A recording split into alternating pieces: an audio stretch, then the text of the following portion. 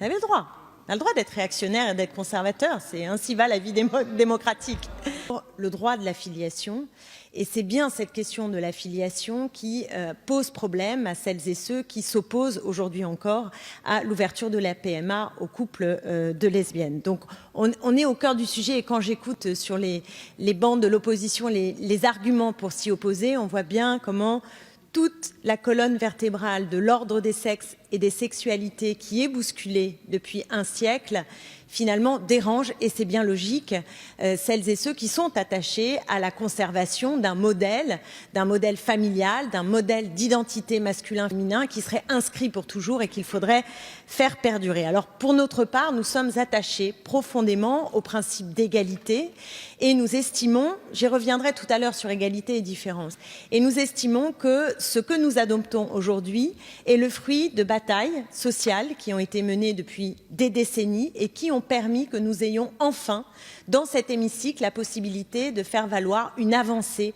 considérable du point de vue de l'égalité des sexes et des sexualités. Donc moi, je voudrais d'abord me réjouir et me réjouir aussi que dans les derniers moments, alors qu'il y avait un projet de loi sur l'article 4 qui n'était pas celui qui nous est présenté aujourd'hui, il y a encore eu des bougées qui sont favorables du point de vue de l'égalité. Alors, on n'y est pas complètement, je ne vais pas raconter d'histoire, on n'y est pas complètement par rapport à ce que nous aurions souhaité, et nous y reviendrons tout à l'heure dans l'amendement. Et je veux dire aussi que, rappeler peut-être pour nos mémoires, que quand on avait adopté les premières moutures équivalentes au Pacs d'aujourd'hui, il n'y avait pas totalement l'égalité. Et qu'au fur et à mesure, on a adopté une première loi, puis au fur et à mesure, on l'a égalisée.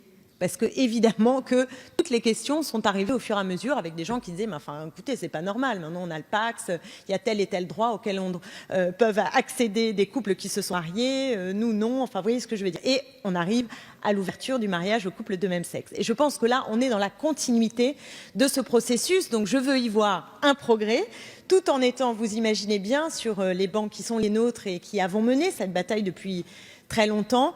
Permettez-moi un souvenir personnel un peu ému, mais au mariage célébré par Noël Mamère à Bègles en 2004, c'est pas si vieux, où nous étions quelques-uns à faire ce mariage qui n'était pas légal et qui était une façon d'interpeller la société, qui à l'époque était majoritairement opposé à l'ouverture du mariage aux couples de même sexe, précisément au nom du fait que si on ouvrait le mariage, on allait avancer vers la filiation et bouleverser tout le système patriarcal, ce qui était vrai, ce que nous assumions. Moi, en tout cas, je dis oui, effectivement, l'ouverture du mariage aux couples de même sexe, effectivement, il met en cause et il bouleverse la famille traditionnelle telle qu'elle s'est fabriquée et pensée et mise en œuvre depuis très longtemps. Et à l'époque, j'ai souvenir d'avoir reçu à mon bureau un paquet de merde, d'excréments et des lettres d'insultes comme jamais de ma vie je n'en ai reçu. Et quand j'ouvre aujourd'hui le journal et que je vois l'état de l'opinion publique et qu'une majorité de Françaises et de Français sont favorables à l'ouverture de la PMA pour les couples de lesbiennes, je me dis que le temps a passé vite et que nous avons véritablement su évoluer. Et je veux dire aux députés qui sont sur les bancs de l'opposition et qui restent attachés, je respecte, mais vous avez le droit, c'est une conviction. Vous avez le droit, vous avez le droit. On a le droit d'être réactionnaire et d'être conservateur, c'est ainsi va la vie démocratique. Ainsi va la vie démocratique. Mes chers collègues, laissons Madame Je donne un propos de respect et je vois que cela vous fait sourire. Comme vous le savez, seule l'oratrice a la parole. Je tiens un propos respectueux à votre égard et je vois que cela vous fait sourire. Permettez-moi de répondre sur un point. Mais c'est très respectueux. Madame Autain. Alors, je termine sur égalité et différence parce que je pense que c'est en effet un enjeu philosophique et politique tout à fait fondamental. Dans l'histoire, et quand je vous parle de l'histoire, je parle de siècles et de siècles. C'est toujours au nom de la différence des sexes qu'on a opprimé les femmes et qu'on a justifié l'ordre des sexes et des sexualités qui va ensemble, toujours.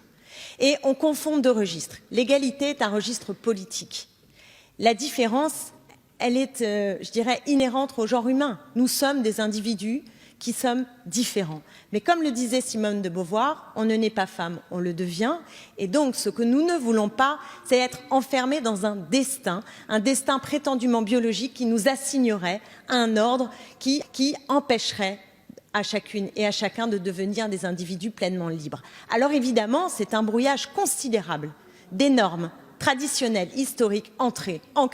Et moi, je comprends profondément à quel point cela bouleverse. C'est profondément bouleversant et sans doute qu'on n'a pas même mesuré jusqu'où va conduire cette autre logique qui fonctionne sur l'égalité et non pas uniquement sur des ordres traditionnels qui ont produit tant d'injustices et tant de mise au ban des femmes et tant de discrimination à l'égard des lesbiennes et des homosexuels de façon plus globale. Donc il faut faire avancer dans nos têtes et être conséquent du point de vue de la justice, de l'égalité et des enfants, parce que les enfants, ce dont ils ont besoin, et je terminerai là-dessus, ce n'est pas d'avoir un papa et une maman en bonne et due forme, rose pour les garçons, bleu pour les filles, avec des rôles qui sont parfaitement encadrés. Ce dont ont besoin les enfants, c'est d'avoir des parents qui donnent de l'attention, du soin, de l'amour à leurs enfants. Et je pense que si notre regard bouge, alors les enfants qui naissent dans des familles qui ne sont pas des familles normées telles qu'on les a connues historiquement, alors nous ferons avancer l'épanouissement possible d'enfants dans des cadres qui ne sont pas des cadres hétéro-patriarcaux classiques, parce que ce dont ils souffrent, c'est de notre regard et de la différence qu'on pose sur eux en ayant un a priori. Et c'est ce qui est en train de bouger. Et pensons aussi à toutes les familles qui existent d'ores et déjà et qui ne rentrent pas dans ce moule. Et quelque part, dans certains propos qu'on peut entendre autour de la PMA, j'entends aussi du jugement. Il y a beaucoup de familles monoparentales dans lesquelles justement il n'y a pas papa, maman en bonne et due forme et qui pourtant s'en sortent très bien avec des enfants bien plus heureux parfois que dans des familles plus traditionnelles. Je vous remercie. Merci à vous, Madame Clémentine Autain. La parole est à Marie-Noëlle Battistel.